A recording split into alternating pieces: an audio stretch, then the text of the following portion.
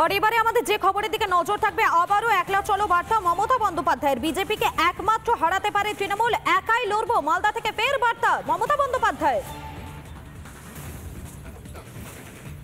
অনেক দল আছে, ইলেকশন আসলেই কোকিলের মতো কুহু কুহু করে ডাক দিতে শুরু করে, দেবার বেলায় নেই, আর তৃণমূলের বিরুদ্ধে অপপ্রচার করার জন্য আছে। আমি তাদের ধিক্কার জানাই এবং বিজেপির সাথে আমাদের যে লড়াই চলবে, আমরা একাই লড়ব। বিজেপিকে কেউ যদি ভারতবর্ষে পরাস্ত করতে পারে সেটা তৃণমূল কংগ্রেস করতে পারে, আর কেউ করতে পারে না মা মাটি মানুষের সরকার। আসন্ন লোকসভা নির্বাচনে আবারও একলা চলোর বার্তা মমতা বন্দ্যোপাধ্যায়ের। মালদার সভা থেকে আবারও সেই বার্তাই দিলেন তৃণমূল সুপ্রিমো মমতা বন্দ্যোপাধ্যায়। বিজেপিকে একমাত্র হারাতে পারে তৃণমূল, একাই লড়বো, মালদা থেকে ফের বার্তা তৃণমূল সুপ্রিমো মমতা বন্দ্যোপাধ্যায়।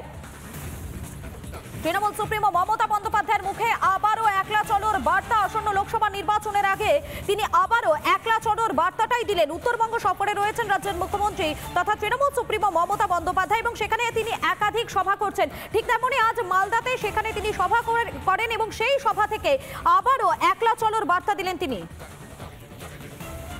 আমাদের সঙ্গে এই মুহূর্তে টেলিফোন লাইনে রয়েছেন সিপিএম নেতা সুজন চক্রবর্তী। আপনাকে স্বাগত রিপাবলিক বাংলায়। মমতা বন্দ্যোপাধ্যায় তিনি আবারও একলা চলোর বার্তা দিলেন এবং এর পাশাপাশি তিনি আবারও বলছেন যে দেশে বিজেপিকে যদি কেউ হারাতে পারে তাহলে সেটা একমাত্র তৃণমূল। আপনার প্রতিক্রিয়া? খুবই দুর্ভাগ্যজনক কথা মুখ্যমন্ত্রী বলছেন। দেশে যদি কেউ বিজেপিকে তাড়াতে পারে, সরাতে পারে, একমাত্র তৃণমূল, যে পশ্চিমবাংলা ছাড়া কোথাও নেই।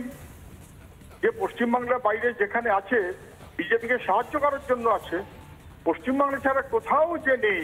পশ্চিমবাংলার মোট আসন 42, 543টার মধ্যে তৃণমূল একাই পারে বিজেপিকে হারাতে, অন্য কেউ পারে না। এই যে মনোভাবটা, এটা যে উদ্ভক্তের মনোভাব এবং প্রকারান্তরে বিজেপিকে সাহায্য করার মনোভাব, বিজেপি বিরোধী শক্তিকে ভাঙচুর করে দেওয়া, দুর্বুঝ করে দেওয়া, কনফিউজ করে দেওয়া, করে বিজেপিকে সাহায্য করা, এই মনোভাবটাই মমতা ব্যানার্জির আজকের মিটিংয়ে আরেকবার স্পষ্ট হয়েছে। বিজেপির পারপাস সার্ভ করার জন্য উনি আছেন বিজেপির সঙ্গে এবং বিজেপির কথা অনুযায়ী উনি বিরোধীদের সঙ্গে আছেন ইন ডিসগাইজ, আছেন বিজেপির হয়ে। সুজনবাবু, মমতা বন্দ্যোপাধ্যায়ের এই বক্তব্যের পর ইন্ডি জোটের যে জট, সেই জটটা কি আদৌ কাটবে সেটা নিয়ে কিন্তু আবারও একবার প্রশ্ন উঠে যাচ্ছে। ইন্ডি জোটে নতুন কোনো জট তো নেই। আপনারা এক কথা রোজই বলছেন, আমি এক কথা রোজই বলছি। এই জোটে কার্যত তৃণমূল ছিল না, নীতিশ কুমাররা ছিল না, বিজেপি বিরোধী গত 10 বছরের লড়াইতে তৃণমূল কোনোদিন ছিল না। সেই তৃণমূল হঠাৎ করে এসে হাজির হয়েছিল যখন বিজেপি বিপদে পড়ে গেছে, তখন আসলে বিজেপিকে সাহায্য করার জন্য। ফলে এটা কোনো ভাইটাল ফোর্স বিজেপি বিরোধী শক্তির বিশ্বাসযোগ্য কোনো ফোর্স বলে আমি অথবা আমরা মনে করি। একেবারে ধন্যবাদ।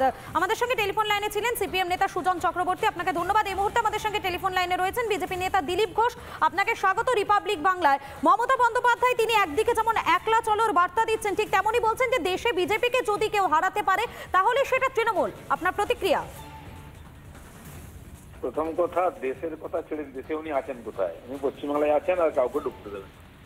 আর পশ্চিমবাংলায় উনি আছেন ক্ষমতায়, তাকে যদি কেউ হারাতে পারে সেটা হচ্ছে বিজেপি। সিপিএম বা কংগ্রেস শেষ হয়ে গেছে বা উনি কিনে নিয়েছেন। আমি সুজনবাবুরও বক্তব্য শুনছিলাম আপনাদের চ্যানেল থেকে, উনি বলছেন যে জোটে নাকি টিএমসি ছিল না। আরে ইন্ডিয়া জোটের নাম তো মমতা ব্যানার্জি দিয়েছেন, আমি নামকরণ করেছি, আমি মালিক। ওদিকে নীতিশ বাবু তিনি ঘুরে ঘুরে সব রাজ্যের নেতাদের সঙ্গে, বিরোধী নেতাদের সঙ্গে মিটিং করে জোটের পরিবেশ তৈরি করে মিটিং করেছেন, তিনি বলছেন আমি মালিক। তো সিপিএম কোথায় আছে তাহলে?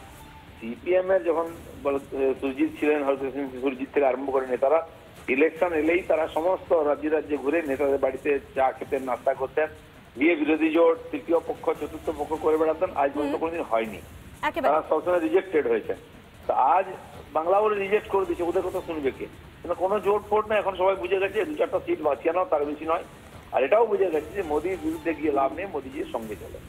একেবারে ধন্যবাদ। আমাদের সঙ্গে টেলিফোন লাইনে ছিলেন বিজেপি সাংসদ দিলীপ ঘোষ, আপনাকে ধন্যবাদ। আবারও একলা চলো বার্তা মমতা বন্দ্যোপাধ্যায়ের, একাই লড়বো, মালদা থেকে ফের বার্তা মমতা বন্দ্যোপাধ্যায়। ঠিক কি বলেছেন তিনি আরো একবার শোনাবো আপনাদের।